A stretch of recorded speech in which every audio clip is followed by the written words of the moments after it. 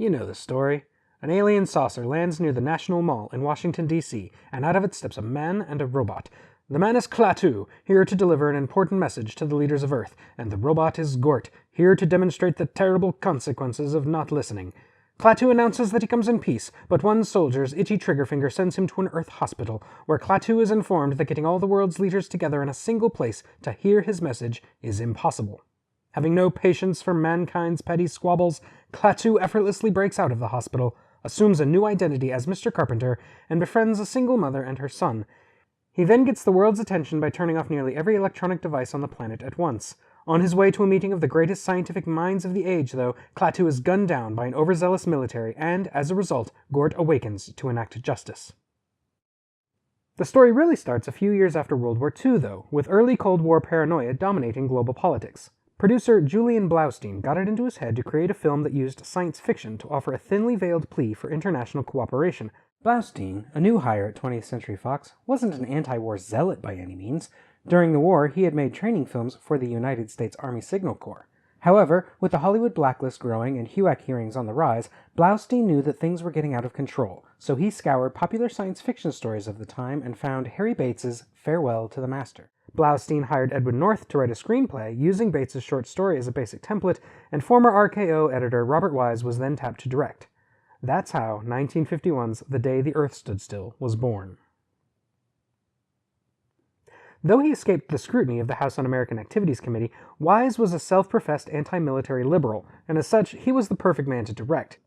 Though his biggest claim to fame in those days was his Academy Award nomination for editing Citizen Kane, Wise was known more in Hollywood circles as a workhorse, who thrived under the studio system making B-grade films.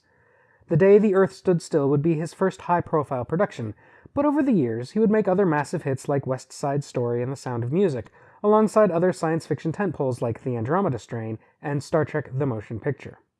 Wise's directorial philosophy was one of suture, of keeping the filmmaking as invisible as possible to the audience by avoiding stylistic flourishes and distracting formalist elements. Wise's realist directing, though, was just one of the many ways The Day the Earth Stood Still is as effective as it is. Also worth mentioning are Bernard Herrmann's trend-setting score and the casting of then-unknown Michael Rennie, with his uncanny look and acting method that proved perfect for the enigmatic alien Klaatu.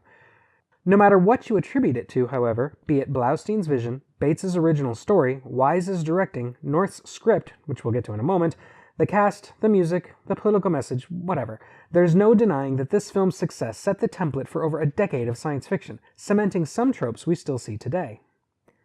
There's also the robot Gort. He embodies Wise's philosophy with a minimalist design that remains as iconic today as it did in 1951, but it is what he represents that makes Gort so unforgettable. He is nothing less than the personification of mutually assured destruction. When the resurrected Klaatu finally delivers his message to the assembled scientists at the film's conclusion, he describes Gort as a representative of a galactic army of autonomous robots that unilaterally maintain peace and are capable of reducing any planet that threatens violence to a burning cinder.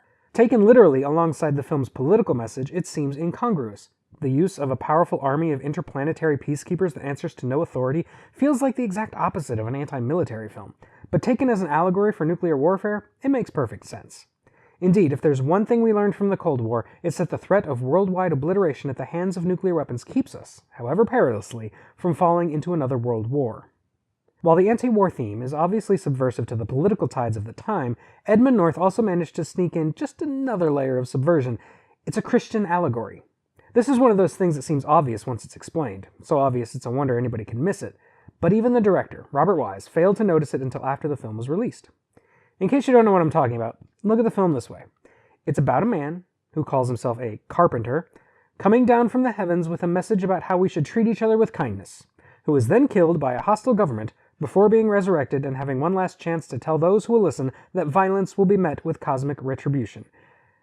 In other words, Klaatu is Jesus. Yeah. If you can forgive the gross oversimplification of American politics, these two parallel allegories approach things from both the anti-war liberal left and the Christian conservative right, and converge on the same universal theme that history has since borne out to be not only prescient, but true. If we don't work together, we will destroy ourselves. This theme dominated science fiction for decades after The Day the Earth Stood Still, and continues to pop up in science fiction today. As an adaptation of Farewell to the Master, the film is almost unrecognizable. The only returning characters are Klaatu and Gort, though the robot is shrewdly renamed from Nut. Yes, Nut.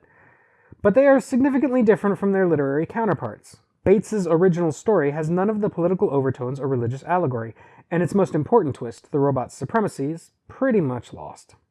Once you know that The Day the Earth Stood Still started as an anti-war film and became an adaptation afterwards, it makes sense that it doesn't stay true to what Bates wrote.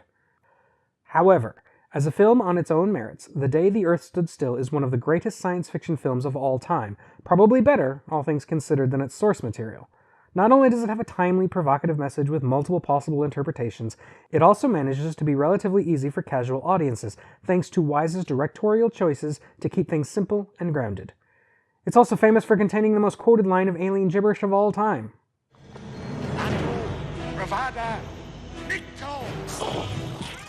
While it wasn't the most profitable science fiction film of 1951, that would be The Thing from Another World, it was easily the most influential. One cannot overstate the importance of its legacy on not only science fiction or on film of the 50s, but also on American culture itself. So yeah, that's all for today, fellow Earthlings. This is my first real video, so please be kind in the comments. I'm still figuring this stuff out from scratch, and I'm sure it won't be long before I find the quality of this video really embarrassing. I really wish I could get rid of my obviously reading voice. It's annoying, but you've got to start somewhere. If you like what I'm doing, don't forget to hit the like and subscribe, and keep an eye out for my Patreon, which should be starting up soon. You can always check out my website at emcgill.com, where you can find a lot more sci-fi reviews, including one where I tell you what I really think about the 2008 remake of The Day the Earth Stood Still. Until we meet again, this is the Unapologetic Geek, telling you to never be ashamed of what you love. As long as you're not hurting anyone.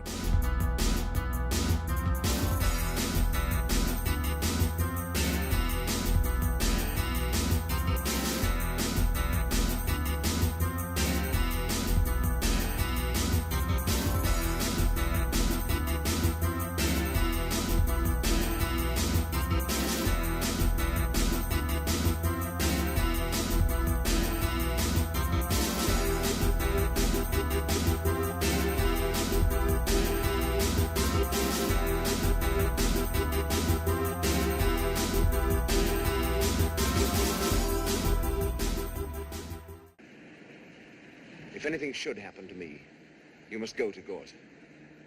You must say these words: Klaatu, Barada, Nikto.